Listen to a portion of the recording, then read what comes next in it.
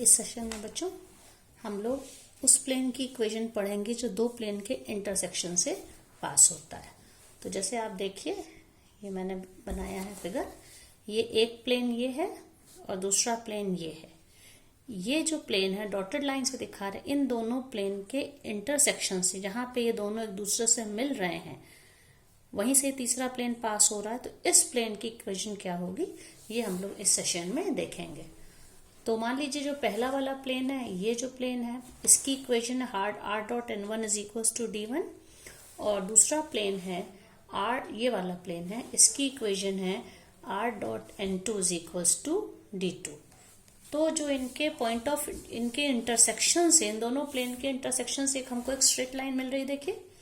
इससे जो प्लेन पास होगा उसकी क्या इक्वेशन होगी, r dot n1 plus lambda times n2। n1 और n2 क्या है, ये नॉर्मल जो ओरिजिन से खींचा गया, तो उसके ये वो वेक्टर्स हैं। r dot n1 plus lambda times n2 is equals to d1 plus lambda times d2। ये इक्वेशन होती है और ये वेक्टर फॉर्म है। इस इक्वेशन को हम लोग क्या कहेंगे, ये दिस इज वेक्टर फॉर्म।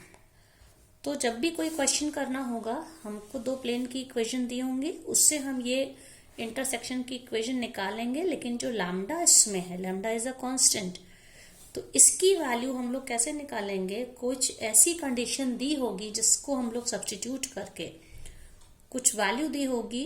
कि प्लेन इस पॉइंट से पास होता है या सम अदर कंडीशन, उससे हम लैम्डा की वैल्यू निकाल लेंगे, फिर से वापस इसमें सब्स्टिट्यूट कर देंगे। खैर, ये तो देखिए वेक्टर फॉर्म हो गया। अब हम इसी का कार्टेशियन फॉर्म जब हमको निकालना होगा, क्योंकि इस चैप्टर में हम लोग हर जगह पे इक्वेशन की वेक्टर फॉर्म मतलब कि सदिश रूप, फिर उसके बाद कार्तीय रूप, दैट इज कार्टेशियन फॉर्म, ये हम लोग निकाल रहे हैं। तो कार्टेशियन फॉर्म के लिए जो वेक्टर्स हैं, वेक्टर आर को हमेशा हम लोग कैसे डिनोट करते हैं, एक्स आई कैप वाई जे कैप प्लस जेड के कैप। इसी तरह से जो n1 वेक्टर है, इस वाले वेक्टर का, ये वेक्टर का जो नॉर्मल है, ओरिजिन से जो नॉर्मल खींचा उस वेक्टर है, n1 को हम लोग कैसे डिनोट करेंगे, a1 आई कैप प्लस b1 जे कैप प्लस c1 के कैप। इसी तरह से वेक्टर n2, इस वाले का जो है, ये क्या हो जाएगा, a2 आई कैप प्लस b2 जे कैप प्लस c2 के कैप। तो इसलिए जब इस इक्वेशन को हम r की जगह पे सब्स्टिट्यूट कर दें, एक्स आई कैप प्लस वाई जे कैप प्लस जेड के कैप, इसके साथ हम n1 plus lambda times n2 का डॉट लेंगे,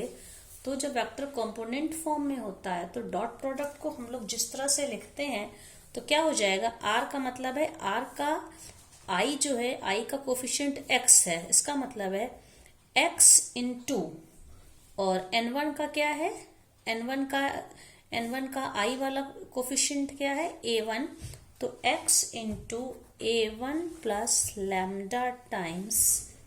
a2। ठीक है, n1 plus lambda times n2 है, तो x के साथ a1 a2, इसी तरह से y के साथ b1 b2 और z के साथ c1 c2। दूसरा क्या हो जाएगा, y इंटू, ये है y जे कैप के कोफिशिएंट्स, यहां से भी जे कैप से कोफिशिएंट ले लेंगे, इसमें सब्स्टिट्यूट करेंगे, तो क्या हो जाएगा, b1 plus lambda times b2, और r डॉट में इसका जो z वाला है, थर्ड के कैप का कोफिशिएंट है, that is z c1 plus lambda times c2। ये हो जाएगा is equals to d1 plus lambda times d2। ये कार्टेशियन फॉर्म हो जाएगी। तो उस पर बेस्ड हम लोग एक क्वेश्चन करते हैं। जैसे कि एक एग्जांपल इसमें दिया है, कोई प्लेन है r dot I cap plus J cap plus के कैप, r डॉट n1 ये वेक्टर है, इज इक्वल्स टू 6, और दूसरा प्लेन है r डॉट 2 आई कैप प्लस 3 जे कैप प्लस 4 के कैप इज इक्वल्स टू -5। इन दोनों प्लेन के पॉइंट ऑफ इंटरसेक्शन से पास होने वाला उस प्लेन की इक्वेशन निकालनी है विच पासिस थ्रू, इनके जो दोनों के इंटरसेक्शन से जो प्लेन हम लिखेंगे वो किस पॉइंट से पासिस थ्रू द पॉइंट 1 1 1, ये हम लोग को निकालना है इसमें। तो सबसे पहले तो हम लोग इसकी वेक्टर फॉर्म की इक्वेशन लिखेंगे। फॉर्मूला हमारा क्या है, r dot n1 plus lambda times n2। तो इस क्वेश्चन में देखिए n1 क्या है, i cap plus j cap plus k cap, ये n1 है। 2i cap plus 3j cap plus 4k cap, ये है n2 है। तो हम क्या लिखेंगे, r डॉट n1 की जगह पे हम लोग क्या लिखेंगे, i cap plus j cap plus k cap plus lambda times 2i cap plus 3j cap plus 4k cap. ये n1 plus lambda times n2 की वैल्यू है और इसका डॉट प्रोडक्ट वेक्टर r से लिया है। This is d1 plus lambda times d2, ये d1 है और ये d2 है। तो क्या लिखेंगे 6 और माइनस, क्योंकि इसमें प्लस की जगह पे माइनस हो जाएगा, -5 लैम्डा, ये d2 की, d1 plus lambda times d2, ये हो गया, जहां पे लैम्डा एक रियल नंबर है। अब हम इसमें r की वैल्यू क्या होती है, r खुद होता है xi cap plus yj cap plus zk cap. इस वेक्टर का डॉट प्रोडक्ट लेना है इसके साथ i cap plus j cap plus k cap, ये n1 था, plus lambda times 2i cap plus 3j cap plus 4k cap is equals to 6 minus 5 lambda. और बच्चों इसको डॉट प्रोडक्ट में जैसे हम लोग सॉल्व करते हैं, जब कंपोनेंट फॉर्म में कोई वेक्टर होता है तो i j k के जो करस्पॉन्डिंग कोफिशिएंट्स होते हैं उनको हम आपस में मल्टीप्लाई करते हैं। तो हम इसको जब खोलेंगे तो आप देखिए यहाँ पे x है और यहाँ पे i कैप का कोफिशिएंट है 2 लैम्डा और यहाँ पे 1, मतलब x इंटू 1 प्लस 2 लैम्डा, ये x का हो गया। इसी तरह से y के साथ क्या हो जाएगा, आप देखिए यहाँ पे y j कैप का कोफिशिएंट 1 है, यहाँ पे 1 प्लस 3 लैम्डा, तो हम कह सकते हैं 1 plus 3 lambda multiplied with y। इसी तरह से z में क्या हो जाएगा, देखिए 1 plus 4 lambda, 1 plus 4 lambda multiplied with z is equals to 6 minus 5 lambda. अब हम क्या करते हैं, इसमें जो पूरे ब्रैकेट्स को खोल दें तो विदाउट लैम्डा वाले टर्म्स एक साथ और लैम्डा वाले टर्म्स को हम एक साथ अगर हम कलेक्ट करें तो हमें क्या मिलेगा, देखिए यहां से x, ये y, x plus y plus z, और नंबर कहाँ पे, नंबर क्या क्या है यहाँ पे, एक 6 है, तो 6 को हम लोग यहाँ ले आए -6, एक हमको ये मिल गया, प्लस लैम्डा, अब जहां जहां लैम्डा सबसे लैम्डा कॉमन ले लीजिए, तो एक तो यहाँ पे 2 आ गया, ठीक है, 2 लैम्डा इन 2x, ये लैम्डा वाला टर्म है, तो यहाँ पे लैम्डा का कोफिशिएंट क्या है 2x, यहाँ पे लैम्डा का कोफिशिएंट 3y, यहाँ पे 4z लैम्डा है तो लैम्डा का कॉमन ले लिया तो 4z, और नंबर क्या है यहाँ पे, एक और लैम्डा है, ये है -5 लैम्डा को हम इधर ले आएंगे तो +5 लैम्डा, उसमें से लैम्डा कॉमन ले लीजिए तो +5 इज इक्वल्स टू 0।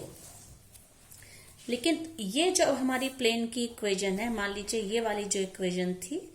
ये इक्वेशन नंबर 1 प्लेन की थी और इसको हम लोगों ने एक तरह से कार्टेशियन फॉर्म में लिख लिया, XYZ के फॉर्म में ये। अब ये जो 2 है ये कहां से पास होती है, इट पासेस थ्रू, कौन से पॉइंट से, it was given in the question 1 1 1,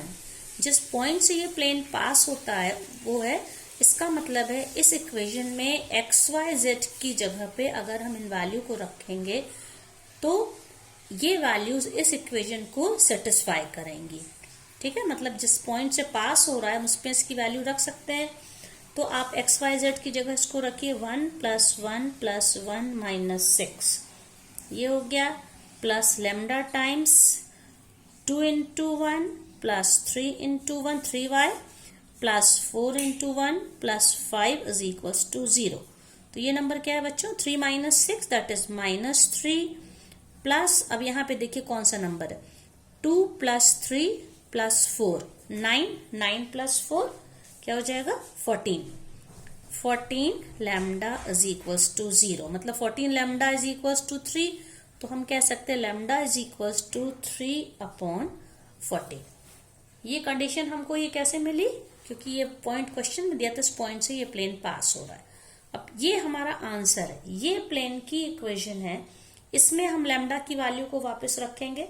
हम चाहे इसमें रखें, अगर हम इसमें रखेंगे तो हमें कार्टेशियन फॉर्म में मिल जाएगी, और ये वेक्टर फॉर्म की इक्वेशन है। अगर क्वेश्चन में यहाँ पे क्योंकि इस क्वेश्चन में कहा है कि आप वेक्टर फॉर्म में निकालिए,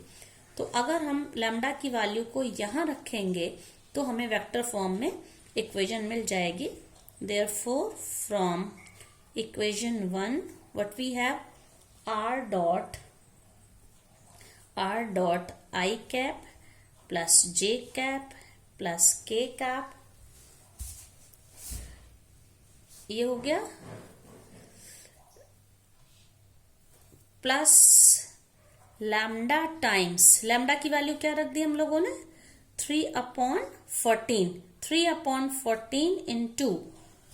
अब इसमें क्या हो जाएगा 2i cap, this is 2i cap plus 3j cap plus 4k cap, ये पूरे के r के साथ डॉट है, इज इक्वल्स टू, और ये क्या हो जाएगा आप देखिए 6 minus 5 into 3/14। अब हम इसको पूरे को जब खोल के सॉल्व करेंगे आप देखिए तो ये क्या मिल जाएगा, ये ब्रैकेट खोलेंगे हम, इसमें इनको सॉल्व करेंगे, आई कैप के कोफिशिएंट्स क्या हो जाएंगे यहाँ पे 1 प्लस